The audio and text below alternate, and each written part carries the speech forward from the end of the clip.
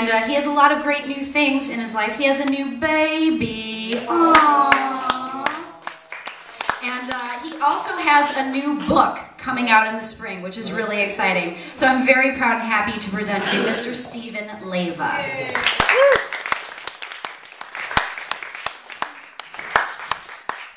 I promise you guys there will be no pregnancy poems. I promise. Thank you. I want to say thank you to Kyle and Leslie and to the New Eurekan. It's a joy to be here. I'm going to read one poem from the very first book we did with the Kick-Assman's team. This first one is called Natural.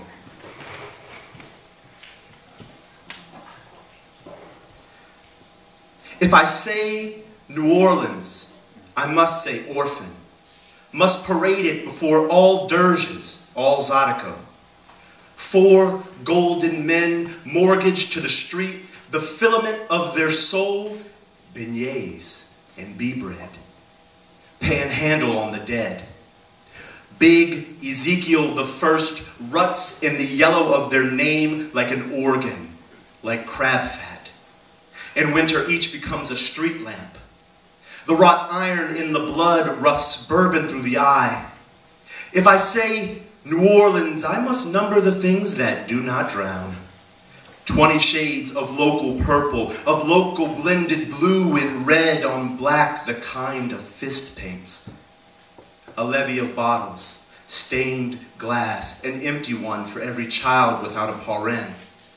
The ways to wail in jazz, improvising heat and weeping and grief to make a song a delta, a mouth, the Mississippi. The fat of one Tuesday floated like a flowered hearse through the streets. If I say New Orleans, I must speak of beads in my wife's body, her nipples, her clitoris, and the sun, the pleasure of the sky, its blue body so near to death, and the night that comes, its pearls of sweat thrown out when it is close. I must pray. This is the last parish, the last altar in America where something, food, remains holy. Even shit sanctifies the land. To arrive here, you must sink, must bow below the level of the ocean, the first priest of the world, and be christened. If I say New Orleans, I must mention being born.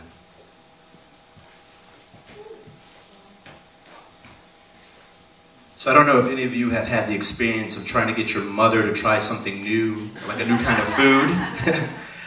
But it's a pretty hellish experience, especially if your mother is from New Orleans.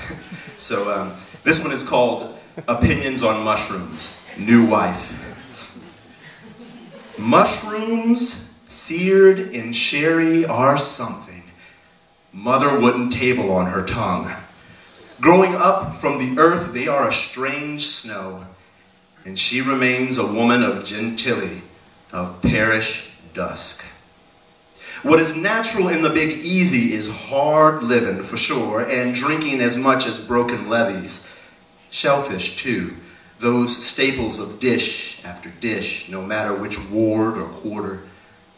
Mother, she always must have home inside her mouth. Few seasonings aren't dead languages to her. All have the brine of ports in them. She savors silence at the table when there is no talk of salt or cayenne.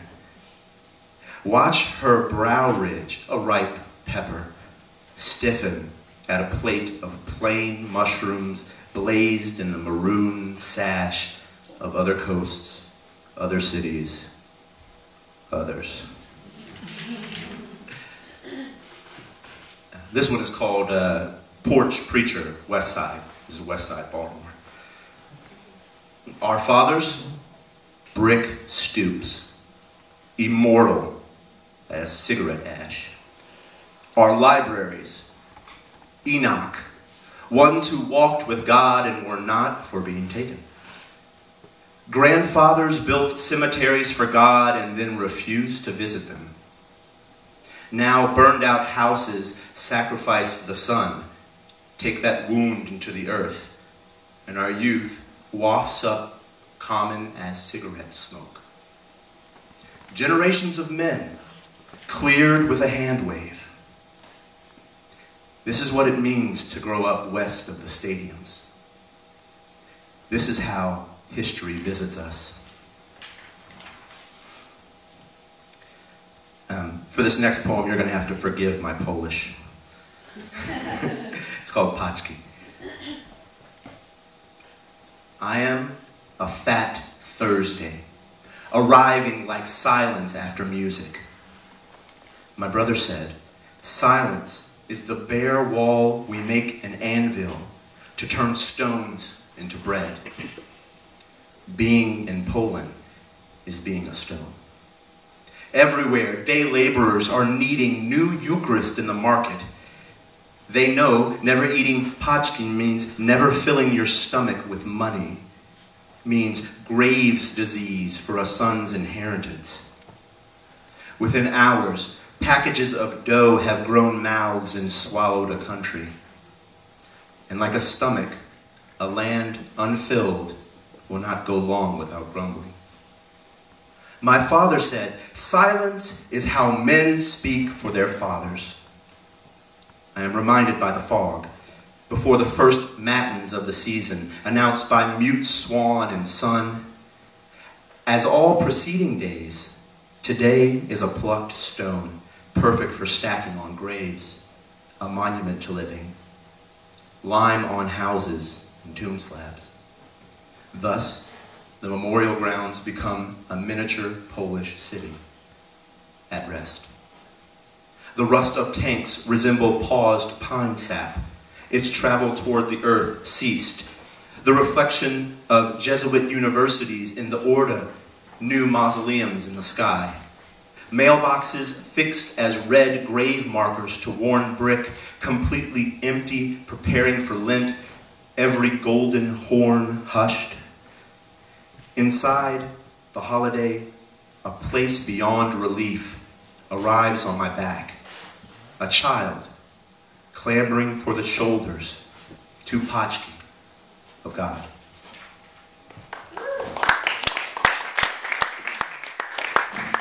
Okay, so recently I had a friend tell me, they said, Stephen, you know, you really don't look like the camping type. And I didn't know if I should take that as a compliment or an insult. So I wrote this poem that's called Western Mountains about that experience. And this will be the last one. Somewhere west of Story, Wyoming, halfway up an abandoned fire lookout, my father-in-law, huffed with exhaustion and furrowed in the brow of the mountain, paused to lean on his knees and threw the stone of his voice against the granite. Get used to hiking. It's what your wife likes to do. It did not echo until now. 9,500 feet from the base, years like rubble below, her ahead by lengths, I only glimpse her shoulder bobbing between the continuous pines. Reaching the top arouses a summit in her that I fumble to bring back home to Maryland, where mountains are old and small.